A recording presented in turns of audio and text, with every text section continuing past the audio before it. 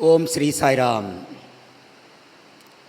Offering my most prayerful salutations at Bhagavan's lotus feet, conveying my heartful Sai Ram to one and all present here. I would like to share some of my thoughts on Bhagavan Sri Satya Sai Baba Varu, his mission and his vision.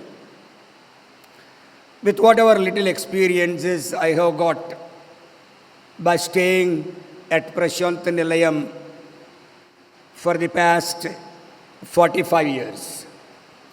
This year I complete my 45th year of stay at Prashant Nilayam, and when people ask me, you have been living here for 45 years in Prashant Nilayam, sometimes I venture to correct them by saying, don't say I am staying, he is allowing me to stay. The minute he wants to withdraw you, it doesn't take even a single second to withdraw you from wherever you are. So I express my deep sense of gratitude to Bhagavan every second of my life. And when I think of my life, it was completely different before 1979. That was the year when I do not say I came to Prashant Nilayam, I was dragged to Prashant Nilayam. Bhagavan drags people there. People don't go there. They are totally mistaken if they think I am going to Parthi, or even if you think you are going to Sundaram. You can't come to Sundaram without his permission. It happens. I'm not joking, or I'm not trying to exaggerate things, because you must have experienced in your lives on a number of occasions. You must have planned to go to Tirupati, your tickets are booked, last minute you couldn't do it. You must have tried to go to Prashant Nilayam under invariable conditions. You would have really dropped, you couldn't go. This is not actually something surprising, because he wills. He wills it. In India, which is probably the most blessed country in the entire world, the sages, saints and seers for millions and millions of years pennanced and pennanced, and without moving from a place, realized the significance of what we call in English as the universal consciousness.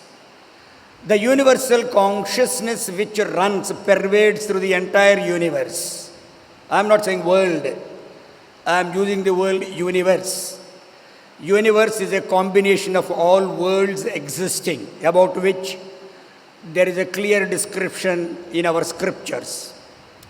When we talk about Vedas, Upanishads, Itihasas, and all the spiritual literature that is available, not only in Sanskrit, but I have very great regard when I mention Tamil, which is considered to be the ancient language in which you have a wealth of spiritual wisdom. It is unfortunate that we don't tap. We do not bother about spiritual wealth, spiritual knowledge. We are more worried about worldly knowledge. More so today. In this juncture, when the people are running after material benefits in the world, we are very fortunate that Bhagavan chose to incarnate and put the people who are chosen by him on the right path. We are all chosen instruments by Bhagavan. There is no doubt about it. Unless he chooses, you are nowhere in the map. Definitely you are nowhere. We are all hand-picked by Bhagavan, which he himself declared on a number of occasions. Everybody is picked up by Bhagavan for one purpose or the other. We are all in different positions, different places, different professions, discharging different kinds of responsibilities, but we are all doing his work. And Swami said that I get my work done by those people whom I pick up. Very recently in our institute, last semester. There was a skit presented by our boys. I was listening to them sitting in the auditorium. He used a sentence. That sentence struck me when I understood that he got the spirit of Bhagavan's education. That boy said it was a drama on a spiritual topic. In that sentence, he said so beautifully, he does not choose the qualified. He does not choose the qualified. He qualifies the chosen. He qualifies the chosen. I am reminded of something extraordinary statement from our spiritual wisdom, wealth of knowledge. Pankham langhayate girim mokham karoti vachalam. You must have heard this on a number of times. Pankham langhayate girim. Every word, better you contemplate on every word. It's not simply saying that a lame man will run across the mountains. No, it's not. Pangham, a person who is lame. Langhayate. Langha is leaping. It is a leaping across. Hanuman leapt across the oceans. It is a leap. You just jump. A man who doesn't have legs, he leaps across mountains. Mountains are very tough terrain on which you cannot even walk. And he will make you run across mountains. That is the power of God. And mokham karoti vachalam. Mokham, yeah, you know, a dumb person. Karoti. That word in Sanskrit, vachalam, in English translated, it approximates to charlatan. Charlatan is a word which is used for a fellow who goes on speaking uninterruptedly for hours and hours and hours, days and months and months. His power is a dumb fellow will go on speaking in an unstoppable, that is the power of God which was realized by our ancient seeds, and it is given to us, which we totally neglect today because we don't turn towards God. We turn toward the world, the material benefits, the positions, power, wealth. But we know all these things will not save you. Bhagavan narrated to all of us the story of Alexander. When Alexander died, what happened? It is narrated in the Channakada book. Maybe you try to conquer the world in the physical sense. There is no use. It will not help you. When Prahlada was asked by Hiranyakashipu, or Hiranyakashipu looked at Prahlada and said, what a kind of boy you are. You are an enemy born into my family and you are giving me so much of trouble. I conquered the entire universe.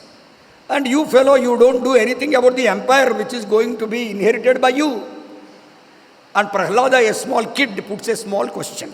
Bhagavata Swami narrated on this a number of times. He gave us the insights into the conversation between Prahlada and Hiranyakashipu. It is not simply a Hiranyakashipu and Prahlada talking. No. It is the essence of the Vedas and the Upanishads which you have to search for, understand, digest it. Then you will be on the spiritual path. He says, what is the fun that you conquered all the universe, but you failed to conquer yourself? You did not conquer your own self. Kama, Krodha, Lobha, Mada, Moha, Matsaryas, who are the real enemies in you, you did not conquer any one of them. And Swami also declared how tough it is to conquer. We are all conquered by those enemies. We are all actually dominated by those evil qualities in us, which we generally describe as ego. In 79, I came to Bhagavan. Before 79, I was on the other side of the world, where I thought I was everything. I knew everything. I can do anything. I can accomplish anything. I came to Bhagavan strangely and not knowing who was Bhagavan Satya Sai Baba, not knowing anything about Prashanta Nilayam. not knowing that there was somebody by name Satya Sai Baba at Prashant Nilayam, though I lived in Andhra Pradesh on the other side. I went to Brindavan where they conducted interviews. I applied for a job which I badly required. I was working in Loyola College at that time from 77 to 79 in a temporary vacancy.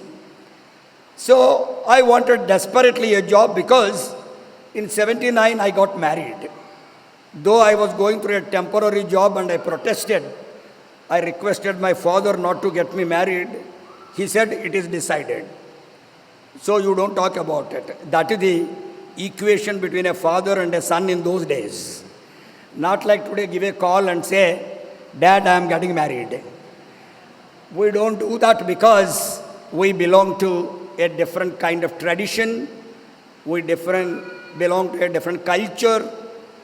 We belong to a different civilization altogether, completely different from the world. So I applied, I was called, I was selected. I landed in Prashant Nilayam. And one fine morning, you have seen the picture there with big mush, with big hair, a color pant, color shirt, 20 cigarettes, gold flake, king size cigarette packet, and a matchbox, smoking continuously. I landed there in the veranda. And I was seated behind our first principal in 79, Amarendra Garu, who was a very great devotee of Bhagavan and a scholar in English and Telugu. He was sitting, I was sitting exactly opposite interview room, and there was absolute silence. Hundreds of people were seated there, and that was highly disturbing to me. I can't keep silent. I can't tolerate that silence. What is this silence? Frightening silence. Nobody is talking. All elderly people, ministers, highly accomplished professors, politicians, everybody was sitting all around. No noise at all. Absolute silence. I scratched the principal. He looked at me and said, what? What is this silence? I asked. He said, shut up. Don't talk, he said. I said, okay. So suddenly the door got opened. And Swami, I looked at Swami for the first time when the doors were opened and he was standing there. I don't know, something happened to me. Oh my God, what's this, I thought. His very sight stunned me. I said, somebody fantastic. When he has the orange robe shining and that lightning-like thing hit me so hard, I said, wow. Then he said like this. Amarendra Garu, who was sitting in front of me, ran like a dart. He just ran and fell at the Lotus feet on his knees. I said, hey, old man, you will be hurt, you will break your legs. Why are you falling like that? I was wondering about what was happening all around. Swami spoke something. It was all going on in gestures. I said, what is this way of talking? If you talk, everybody should be able to listen all over Prashant Nilayam. But that was not the case. He came back and he sat. Swami went round, collected letters. He went inside. Then I asked Amarendra Garu, what is this? He said, this is called darshan. Oh, darshan. This is called darshan. Fantastic. Now he spoke to you something. He said, come on, I'll tell you. So he brought me out and said, Swami asked about you. Then immediately I asked him, why should he ask you? He should have called me and asked me. I would have told him everything about me. He said, will you keep quiet? He said. I said, okay, thank you. There is a different kind of wisdom which I did not master. Though I was educated, I was not properly educated. That is the problem. So he said, Swami will talk to you tomorrow. So he is talking to all the people who are selected and are here right now. So stay back. And he gave me a shocking news. We are not taking joining report from you tomorrow. I said, why? As per order, I have to join tomorrow. No, Swami wanted me to take joining report from you after a week. Are you going to take this order back and give me fresh order? No, not necessary. Why not necessary? Swami's word is order. I said, are you mad? What are you talking? It's not the process. The process is you rescind the order, issue another order. You don't worry, I will take care. What you don't worry? It is about job. So you don't worry, you wait. Swami will speak to you tomorrow. So for 1 week, you are not going to admit me. Yeah, I'm going home, I said. Going home, Swami will talk to you tomorrow. You speak to him tomorrow. I have some work, I'm pushing off, I said. Hey, it's a golden opportunity for you, not for me. Okay? You take care, I'm going, I said. He said, don't go. Okay, I'll see, I said. I went, I took my luggage and I went off. After 1 week, I came with my wife back because I know the journey was very arduous. From West Godavari district to Puttaparthi, it's a very, very, very long journey. I just got married. I didn't want to leave my wife. She cannot travel alone. So I said, let's go together. We came. And in Puttaparthi, by that time, there was nothing except Ishram High School. Only Ishram High School was there. No building was there. Mandir was also of a different kind in those days. So I came. I put my luggage, everything in Ishram High School, headmaster Samarpan Session's house. I came to veranda. I sat there. Second time. Swami opened the interview room door, straight walked to me. And he looked at me and said, Eppudu charu? Meer eppudu charu? I just got up and said, Podduna chan sir, I said. Oh, Allaga sir? He said, Avunu sir, I said. Then where are you? Where are you put up your luggage and all that? I said, do you know Ishram High School? I asked him. Yeah, I know Ishram High School. He was smiling. I know Ishram High School. Oh, that's not enough. Do you know Ishram High School principal Samarpan Session? I know Samarpan Session. He and my father-in-law, both of them are very good friends at Tanuku. And my father-in-law asked me to keep my luggage there. So it is there, I said. Swami was into peals of laughter. And he looked at me and said, you are recently married, is it not? I said, how do you know, first of all? That was the question, because I never told him that I was married recently. Yeah, I am recently. So you brought your wife? Yes. Then I said, where is that East Prashanti side, on the other side, that wall is there? I said, I showed Swami Ishwaram, East Prashanti wall. I said, see that wall?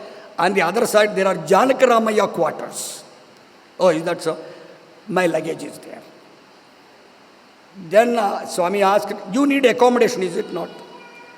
Memu lopala accommodation iste vastara? He said, if I give you accommodation inside, will you come? I said, what is inside? I said, what do you mean by inside? Oh, you want to know what is inside? You look at that wall, he said. You are showing the same wall to me which I showed you. It's okay, I looked at that. On the other side of the wall is Puttaparthi. Inside it is called Prashantanalayam. We will give you accommodation inside, will you come? I said, I am looking for accommodation only, I'll be grateful to you. Please do that, I said. There was Dashavataram gate in those days. And there was always a very great soul standing, serving Bhagavan. He is always in my mind. Always. He will be there all through my life. I have not seen such a sensational personality in my life. Sensational means sensational. Sri Kutumbarao Garu, who was secretary to Bhagavan Satya Sai Baba Varu.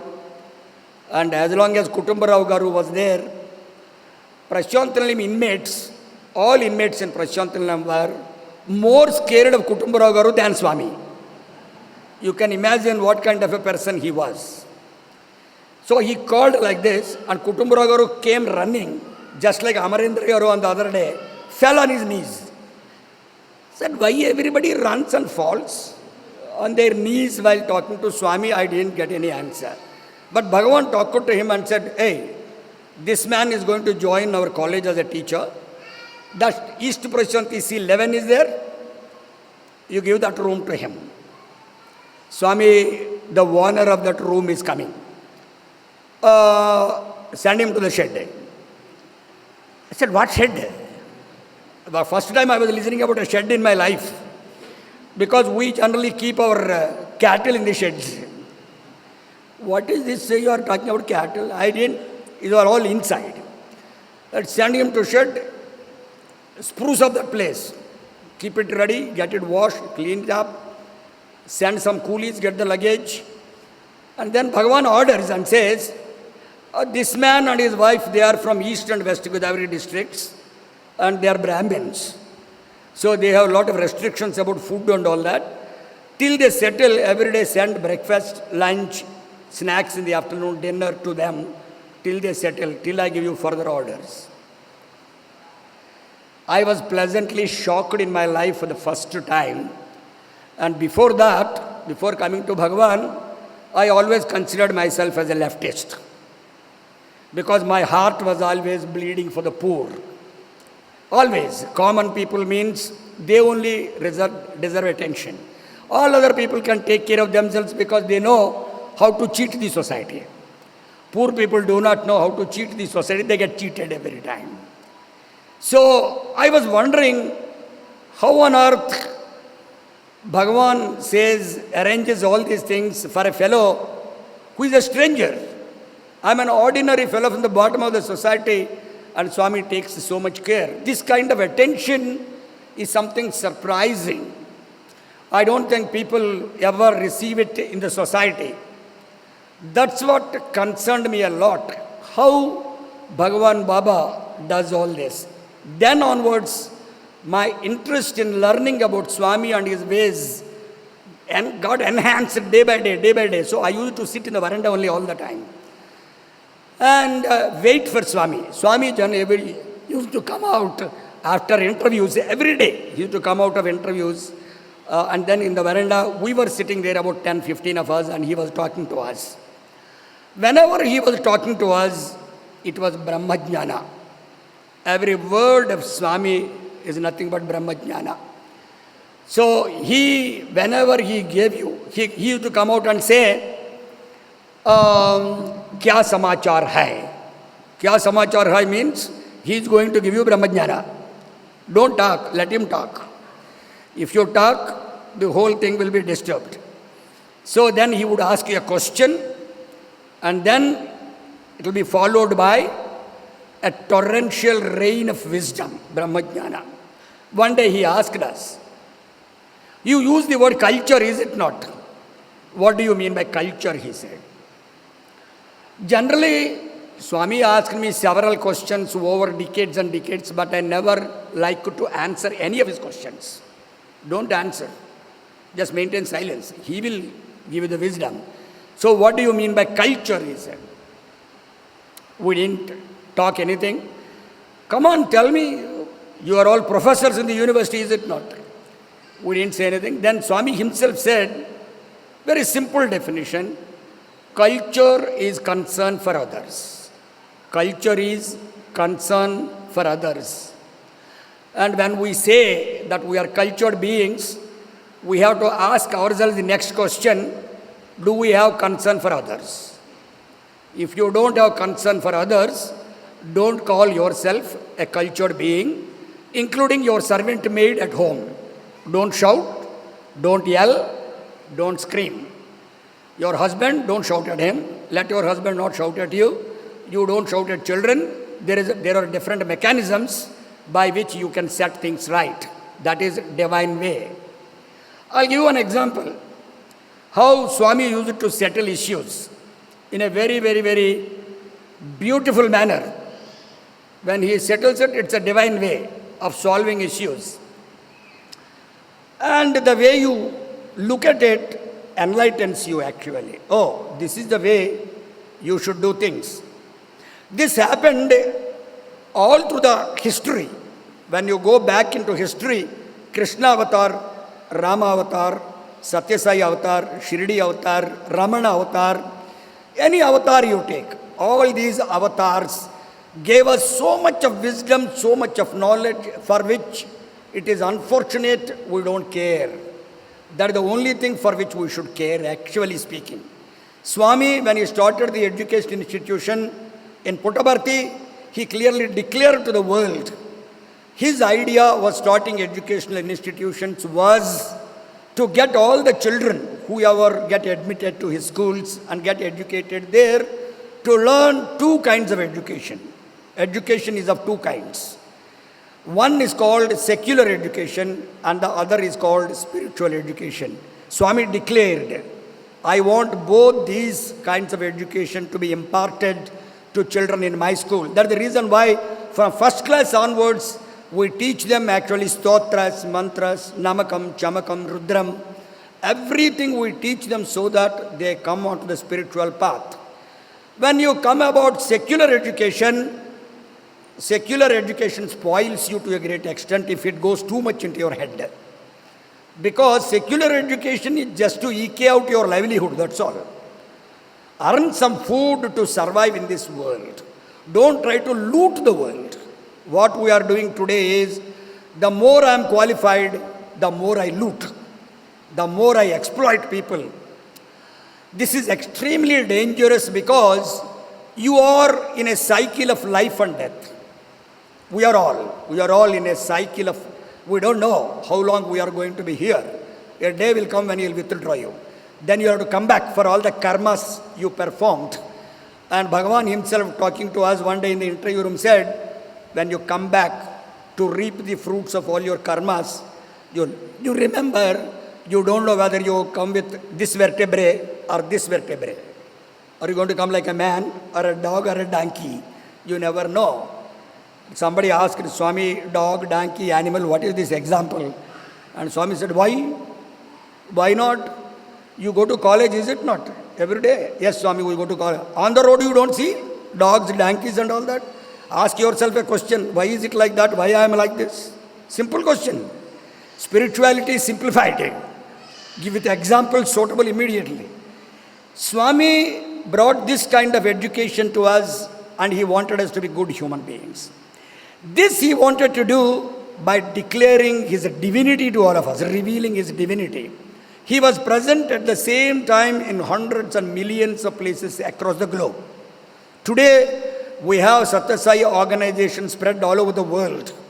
You go to South Africa, you go to South America, you go to England, you go to Germany, France, all countries in the world, and you have a lot of devotees right now in Prashantilam from Russia. Lots and lots of them are there, a communist country. There are a lot of them. They come there and surprisingly, I am given a job there. So I take care of the Global Council office. They come, they tell me, sir, I want a single room for myself. You are a foreigner, generally we don't give a single room. Sir, I want, because I go for Omkaram, Suprabhatam, come back, and I sit there for bhajans, come back. I sit and meditate in my room from morning till evening till bhajan time.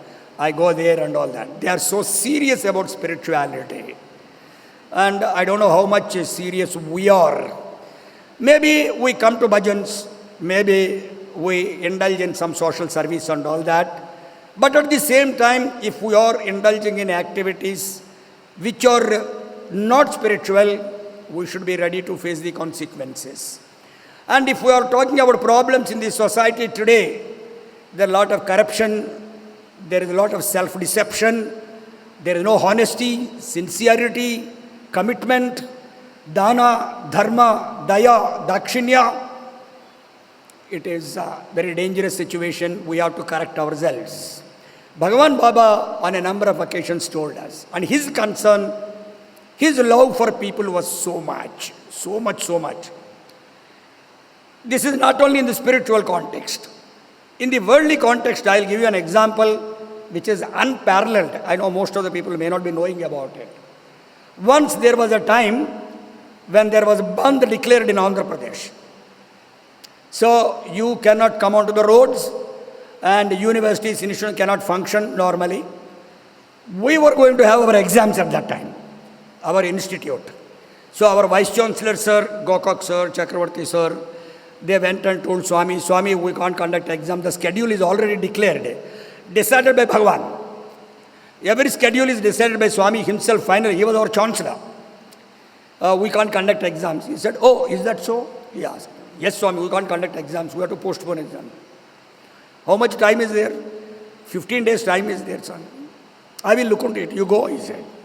Then they go after 2 days and say, Swami, exams. I'll tell you. You go. Again after tension building up. Swami is very cool. 1 week before the exam, Swami called them and said, do one thing. Yes, Swami. In all the classrooms, arrange extra tube lights. fully to be lighted up. Yes, Swami. And then spruce up the generator. It must be working perfectly. All fans must be working perfectly. And then comes the shot. Go and request. Go and request on my behalf. Go and request on my behalf. The cooks in the hostel to get up early at 1 o'clock, prepare breakfast, everything for the children to be ready by 5 o'clock. Request my children to be ready by 5:30 itself. Take their breakfast and to be present in the examination hall. Request the teachers to be ready to conduct the exam at 5 o'clock. Request. Swami, you need to command us, you request. No, my culture is different. God comes to the level and says, this is culture. And you know what happened? We were all asked to go. Papers were given at 4 o'clock. We open all the papers, conduct the exam from 6 to 9. Exam got over. All the royalties, all those who conduct bandh and all that come onto the road only by 10 o'clock. By that time our exams got over. That is the way Bhagavan planned always. After everything got over, he called everybody and says, I express my gratitude to you for doing your job with so much of love and commitment and doing my job. God expresses his gratitude. He did it in Krishna Avatar. He expressed gratitude. Infinite amount of gratitude to Pandavas, because Pandavas asked, you take so much of trouble in protecting us. What is all this you are doing? He said, I do it because I don't get bhaktas like you again. You are such bhaktas. You love me so much. I am bound by your love. Now, are we in such a state as to love Bhagavan more than anything else in the world? This is Bhagavan's karyakrama. This is Bhagavan's program. Just get drenched in it. Don't expect anything. I have to do this because doing his work is a blessing. It is a blessing. Don't tell him that, Swami, I am doing your job, so this, your program is done. One day, one devotee did it in the veranda. I was sitting in the front. One VIP was there. Swami called him and said, Kaisa hai? Then he said, Swami, in our country we are doing so much of seva. We are doing your seva. That seva, this seva. So he went on and on and on. Swami was smiling, listening to him. After some time he said, Achha hai, bahut achha hai. Jao baitho. He went and sat, turned towards us. We were sitting on this side. He turned and then he made a statement which shocked all of us. He said, hey, nene pedda drama vestunte, veedu na mundu drama vestadenti. I am conducting a universal drama. This fellow plays a drama in front of me, silly guy. He doesn't know that I don't want any seva from you. I don't want. Never say that you are serving Swami. Swami himself said, I don't want your seva. I was puzzled. Swami, what are you saying? I don't want your seva. What is this? I am speaking from the bottom of my heart. I speak only truth. I don't want your seva. Kyon? When you do seva, you get the benefit of that seva. It doesn't go to Bhagavan Satya Sai Baba. When you donate something to somebody, the fruits you reap. I am only guiding you to sanctify your lives. I am showing you the path to walk on. So it is for your own redemption you work. So he used to call us. Every Sunday he used to call us in the interview room. He used to interact with us and tell us, teach the children as your own children. Listen to me, please. Don't think that they are others' children so you can play games with them. If they get spoiled, they don't come up in life, that will be a sin which is going to haunt you because you did not do your job properly. If you do your job properly, I will do my job properly because I will take care of your children. Your children will be taken care of by me if you take care of my children, they are all my children, because parents bring them and live here with me with the hope that I will take care. I am transferring that responsibility onto your shoulders. The instruction is, every work you are doing, every work you are undertaking should be undertaken as tapas. Tapas, penance. I am doing this. I must see to it that this benefits every person in the society, not me. He made a statement. I don't know whether we remember it and we contemplate on that. He said, God must come first in your life. God is first. Second is society. Third place is yours. You are the last. You are the last. Don't think of your benefits. As long as you think of your benefits, your comforts, your happiness, your joy at the cost of other people, according to Bhagavan, you are worse than an animal. The animal is much better according to Bhagavan, because animals have got a season and a reason. You are falling below the animal level. Somebody asked Swami, I want to become a divine being. I was there. Swami said, oh, that's a good idea, that's a good desire, that's a good aspiration. But first thing I want to tell you is, first of all, become a good human being. Then we will see how you will become a good divine being. Are you a human being? Everybody will have to question himself. This is self. Don't think that because my husband is serving, a wife will get sanctified. A wife is doing, husband will get the benefit. We doing, our children will. No. Spirituality is called individual business. Your tapas is your tapas. Are you doing selflessly or not? So this kind of culture we have to develop. That's what Swami told us, and Swami's commitment was to the society all the time. And Swami said, did you ever see this hand receiving anything? I don't receive anything. I go on giving and giving and giving. Why, you know? I am giving every day. Even today it's happening in Prashantalam. Every day we distribute prasadam. Every day prasadam distribution goes on and on and on. In the canteen, when people go there, they get sumptuous food at subsidized rates, everything. Even if you want to rise the price, they say, don't do it, Swami doesn't like it. Let everything be available to everybody in the society. If possible, free of cost. Donate, give. Why do I do this? Swami said, I do this because I want you to follow me.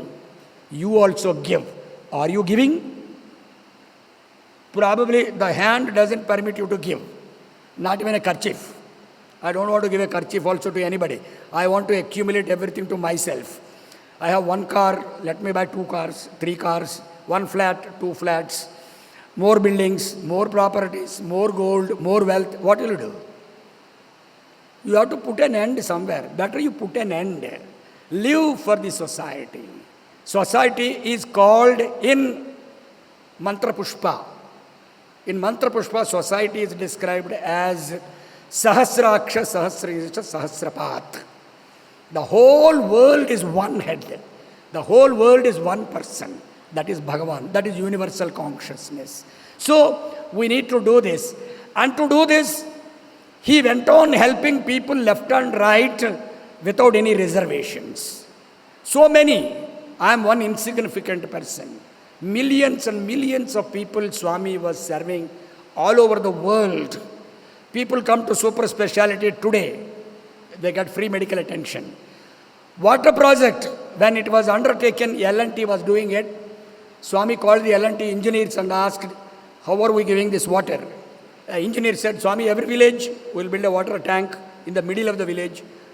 All people come there, they collect drinking water and go. Safe, good water, drinking water will be given. Then Swami asked a question, that engineer. My question is, how many taps do you fix to the water tank? Swami, the water tank will have 1 tap and all the villagers will come, they collect water and go. And Swami immediately says, oh, you put only 1 tap? Yes, Swami.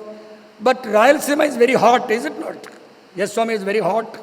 And all the villagers come there and stand, they get scorched, is it not? Yes, Swami, it will be very hot, they get scorched because it takes time, each one to collect water and go.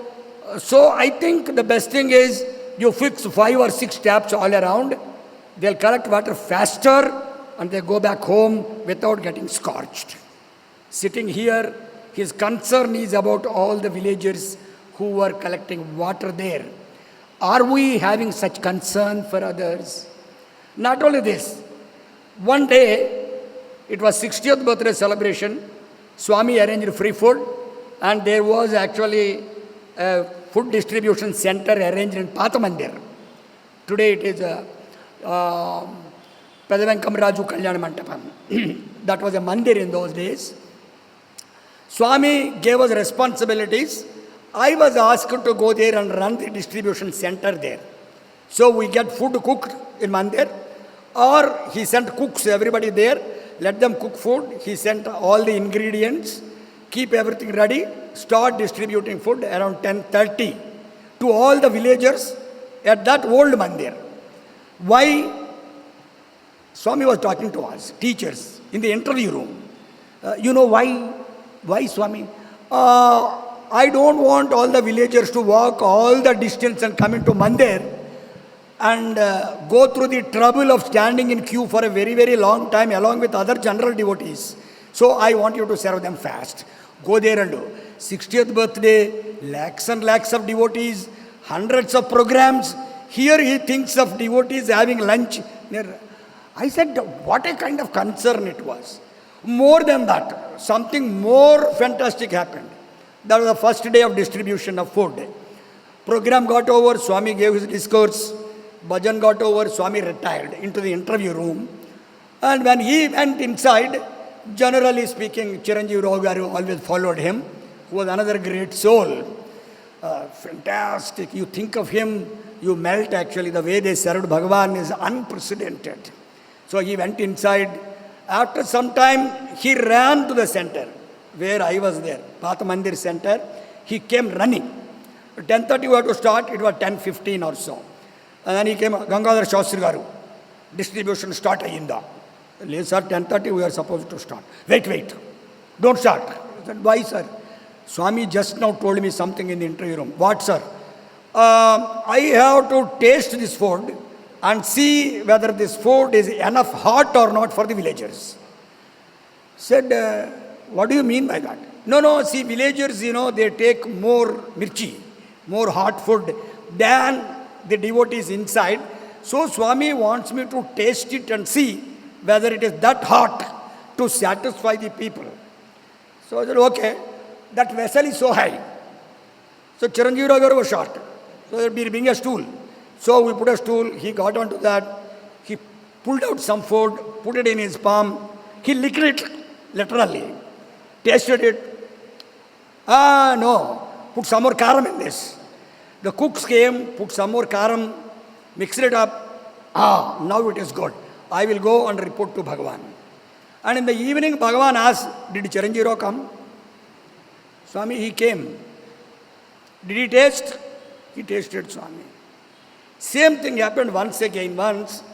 These are all miracles which happened. Once, Swami, he wanted us to stay outside for some reason, not Mandir.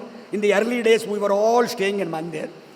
I was looking for accommodation, and then outside, I came to know that Parvatam Garu, Swami's sister, has got a house there. Swami called us for interview. And in the interview, I was there, my wife and others were there. And then Swami was talking. I asked you to look for accommodation. Are you looking for?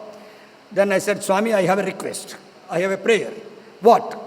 I came to know, I was a novice in those days. I did not know much about Swami.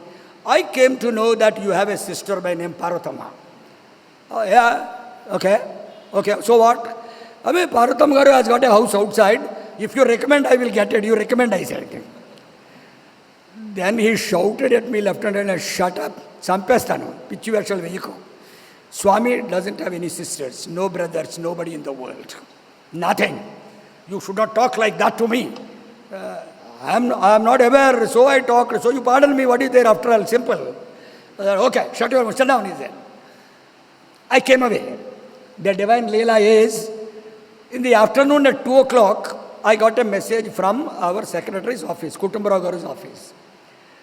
You come immediately to my office. I went. When I went, Kutumbarao said, I believe today morning you talked to Swami about Parvatama's house. Yes, sir. I was not aware that I should not speak like that. So I spoke. And did Swami send you to scold me once again? No. I have a good news for you. I said, tell me. Swami wanted me to take you and show you that house. If you like it, we will arrange it. Oh, this is Lord Krishna. Krishna avatar coming again, Satya Sai avatar here. Generally that prank. So I went there. I looked at that house. And then something was quoted, price and all. I came back. Said, go and tell Swami I don't want to stay there. Said, how dare you? Said, I don't want to stay there. You please go and tell him, very simple. He went and told, and Swami comes out and asks me, I believe you said you don't want to stay there. Yes. Okay, I will look for some better accommodation for you.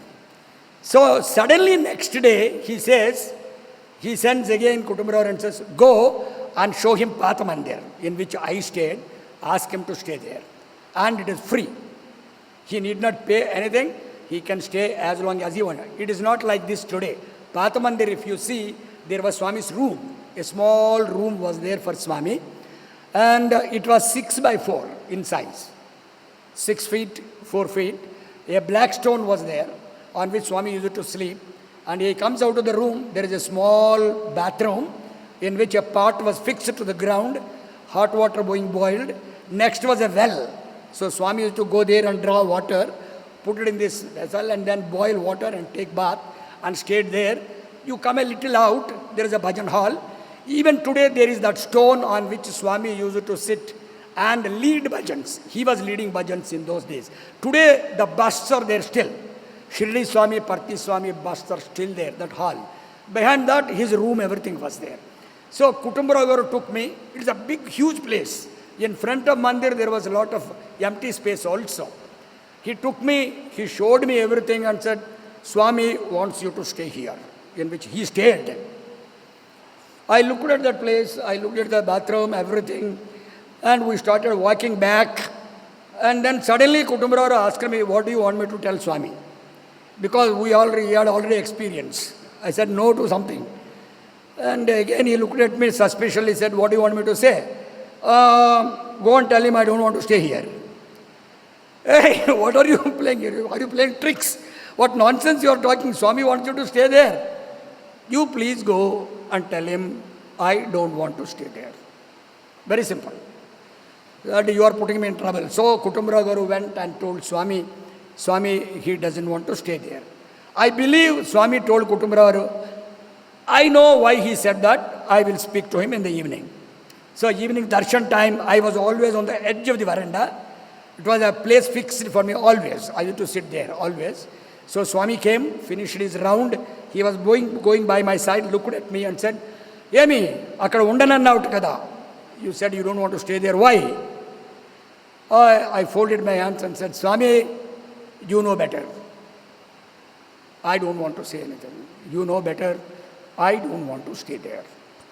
He looked at me and said, I know why you did not want to stay there. I will look for some other accommodation for you, don't worry. My idea was, it was a place in which a divine lived. And I have a family. It is like sanctum sanctorum. It is Garbhagudi, it is, where Swami lived. Swami came here. This is no ordinary temple.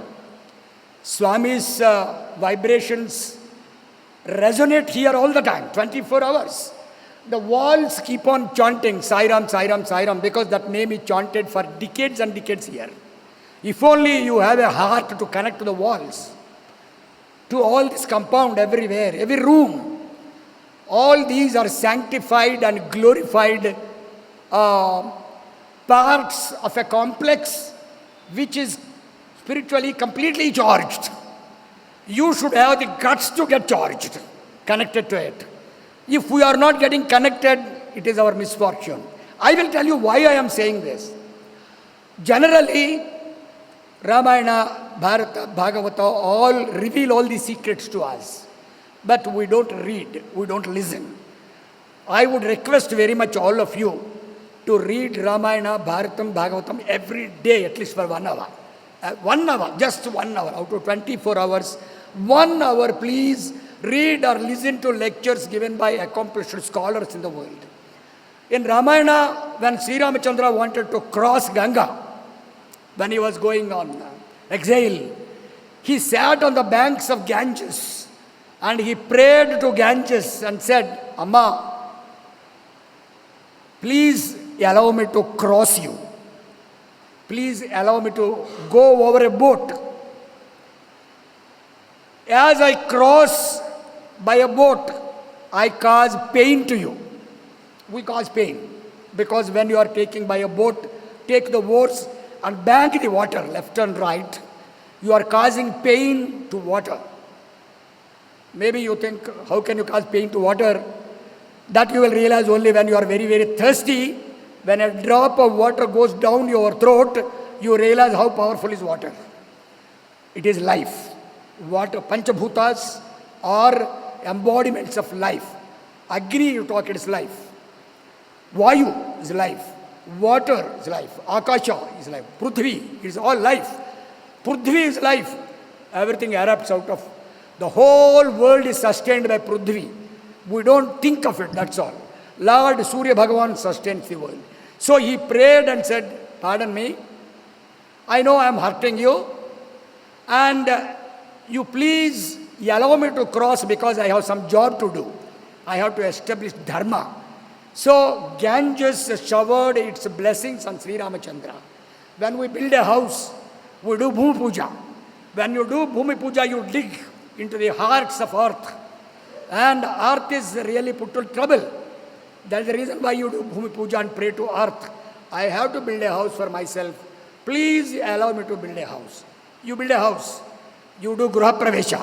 When you do Gruha Pravesha, there are mantras chanted inside the house which say, this door which you built out of actually a tree, you have to pray to the wood here, to the tree and say, I know you were a tree, I converted you into a door, I cut you into pieces, you must be bleeding. I have caused a lot of pain to you, but please shower your grace, pardon me, and help me in living this, shower your blessings. Every door, every window, every brick you make out of mud, as you burn the mud, you burn it and make a brick. When you burn, you are burning earth, Mother Earth. That is all pacified through Gruha Pravesha by chanting mantras and all that. This whole world is consciousness. Bhagavan Baba has come down to teach us how it is universal consciousness. He was consciousness because of only one point. I don't think I had 5 minutes. And I'll tell you only one thing. Contemplate on this. He is God incarnate universal consciousness for some important reasons. One, as a boy, he declared himself as God, as a school dropout boy. In Puttaparthi. Puttaparthi is a village, rugged village. He declared and he said, I will make this international spiritual center. And it is international spiritual center. I'll establish a university. University is there. Aerodrome will come. Aerodrome. Super specialty hospital. Okay, it all came. It's okay, fantastic. How about establishing Satya Sai centers all over the world? How is it possible? In every country, just as you are doing seva, today morning and I went and I saw a place where our boys are doing great seva. They are preparing food and distributing to a lot of people near the coach factory place. That place, Swami went there, I believe. I was shocked. In those days, Swami went all the way to that corner and there is a beautiful bhajan hall, everything is built and so much seva is being done. Like this, like Sundaram, you have Sai Shruti, you have Prashanta Nilayam, you have Shivam, you have in Bombay, a fantastic building built for Bhagavan. Delhi, where is No mandir in the world. Everywhere there are mandirs all over the world, including the Western countries, where Swami never went. Swami never went. Swami never went to all these places. But he is connected. How? It is possible only for universal consciousness to get connected. And the beauty of it is, you are also a part of that universal consciousness. You are also made up of Panchabhutas. You can very easily get connected to them. But we refuse. We get connected to the world. Bhagavan said, don't do that. Even if you have to survive, you don't require much. Very little is enough for you to survive. Don't harm anybody in the world. The mantra given is, follow always only one mantra, that's called Trikarana Suddhi. Trikarana Suddhi. Manasyekam, Vachasyekam, Karmanyekam, Mahatmanam. Manasyekam. What is there in the mind should come out in the word. What comes in the form of word should be done. Otherwise, don't have thoughts which bother you. Don't speak out. Don't try to do things which harm others. Even in thought, you are not supposed to harm others. I am telling you, if you are envious of anybody, if you have hatred for others, if you have jealousy for others, take it as given by Bhagavan himself. Bhagavan clearly said, if you hate somebody, nothing will happen to him. Only you will be spoiled. It burns you. It kills you. Your hatred, your anger, your jealousy are all your enemies which are destroying you. Suddenly you become angry with somebody. Nothing will happen to him. Only your BP shoots up. Very simple. Swami always told this. So it is very important for us to become fine, good human beings and to walk on the path laid by Bhagavan Sri Satya Sai Baba Varu, who doesn't have any expectations from us. He doesn't have any expectation. He never asked us to do anything. He is a guiding force. You have him in your mind. Keep on coming and go on doing his job. Don't expect any kind of return for what you are doing. Swami mentioned this a number of times and he quoted from Bhagavad Gita. Bhagavad Gita was given by him. And we all think Bhagavad Gita was given by Lord Krishna to Arjuna. But all scholars, eminent scholars, realizers, pandits, including Bhagavan Baba, declared to the world on a number of occasions, all those who mastered Bhagavad Gita, they said, Arjuna was an instrument. Arjuna was an instrument. Bhagavan was the same. Through an instrument, Bhagavad Gita is given to the world. It is given to you. It is given to me. It is given to my children. It is given to everybody in the world. Bhagavad Gita is not simply given only to Arjuna. No. Let us not having wrong notions in our minds. It is the property of everybody. Are we mastering Bhagavad Gita and following Bhagavad Gita or not? That is the question. There was a summer course conducted in Vrindavan sometime long, like three and a half decades back. There were a lot of group discussions, topics given for discussion by Bhagavan himself to all of us. We were a group led by a very great person by name Jha. He was Vice Chancellor of Banaras Hindu University. He was a very great devotee of Swami, highly accomplished person. And a topic given by Swami to our group was management of dissent. How do you manage dissent? Somebody doesn't want to do. You have to make him do. How do you make him do who doesn't want to do? How to convince him and get it done? We had discussions and all that, lot of discussions for one whole session. And we wanted Jha, Professor Jha, to address all of us in the concluding session. And I still remember the sentence which he spoke on that day. Management of dissent, as far as I know, the whole world is discussing today. It is a big topic in management courses.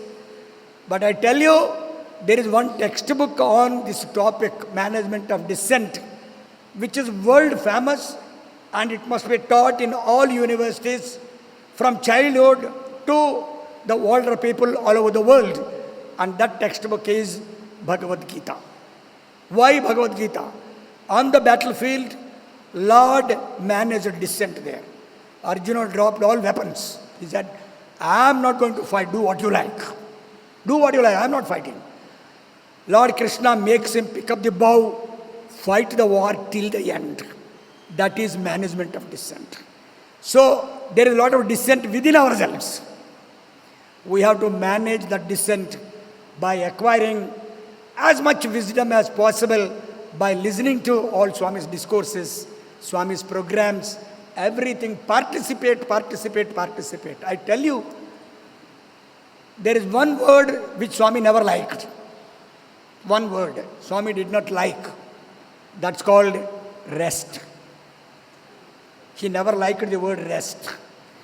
And once he was talking to us in the veranda and said, if I give you more work, you say you have given me more work, do you think I can do it or not? I need rest. And Swami said, did you ever see me taking rest? I don't have any rest. And do you know what do you do? All of you bring problems and leave on my head. You drop all your problems on my head. I have to solve all your problems, is it not? You don't want to solve your problems. And now you know I am the only one who is ready to take all problems and solve all problems. And you run away from problems. That's not right. You must work. And the mantra given by Swami is, change of work is rest. From one work to another work. One work to another work. When I was listening to all these talks of Swami and special instructions, mantras given to us in the veranda, to a chosen small group, in those days, I don't know how it got digested into my system, all through my service. I served for 45 years teaching in the university.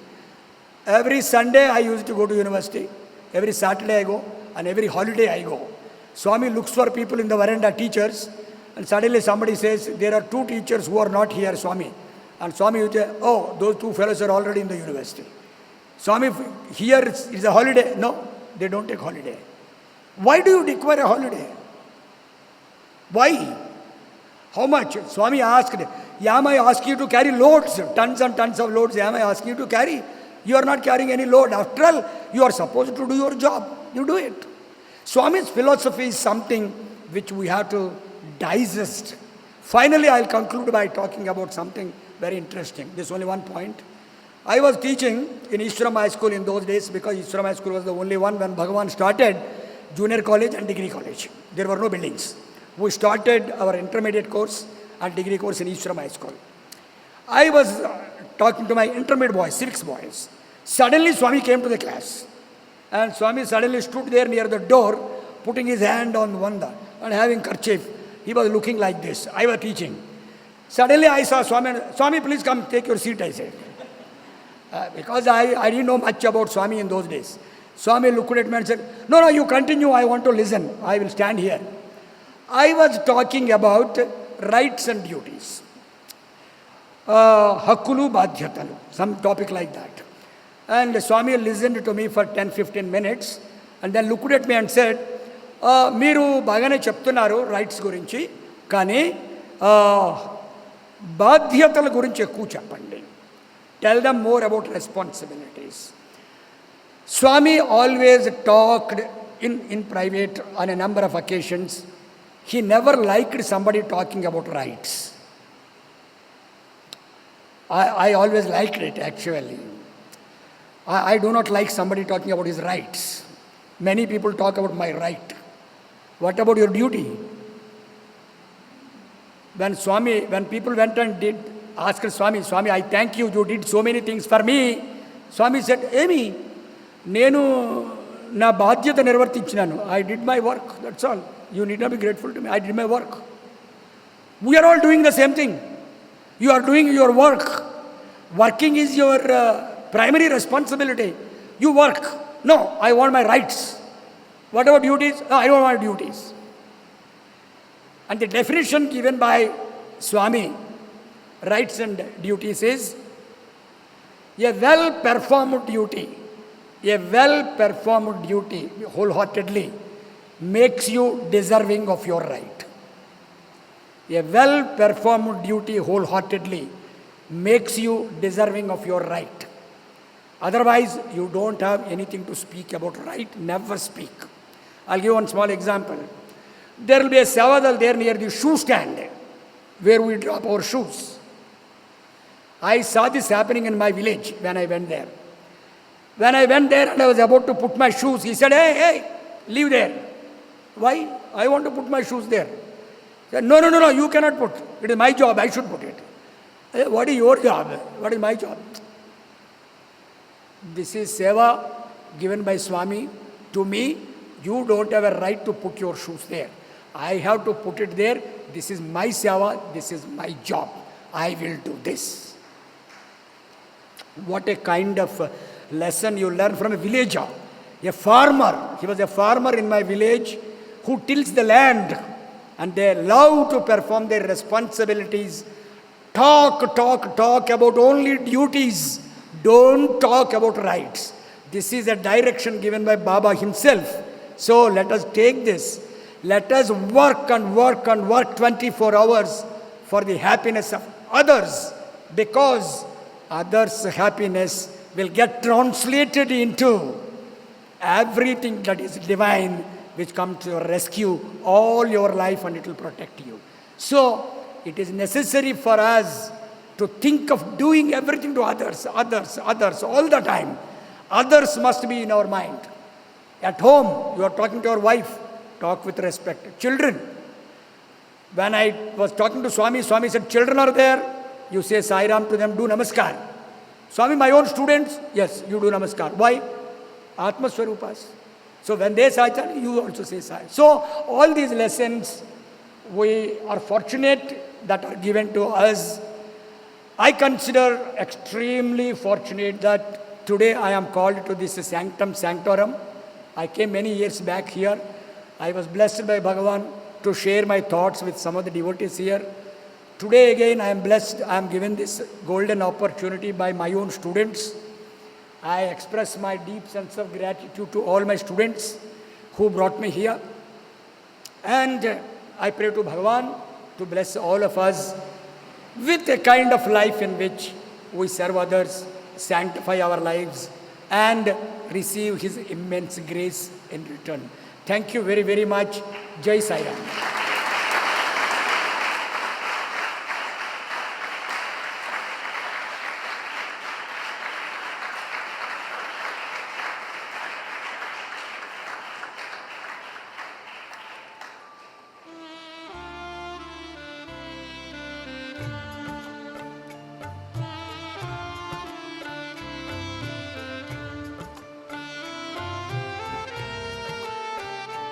Thank you, sir, for this wonderful session.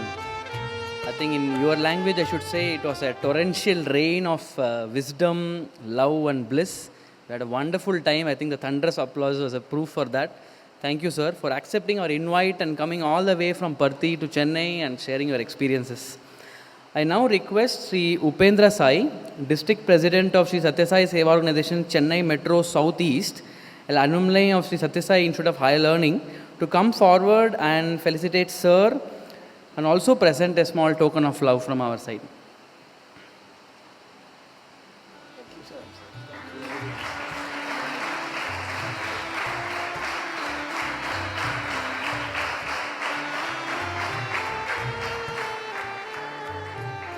I take this opportunity to also make an announcement that the next Samarpan Session will be on 20th April. That will be the third Sunday of the month.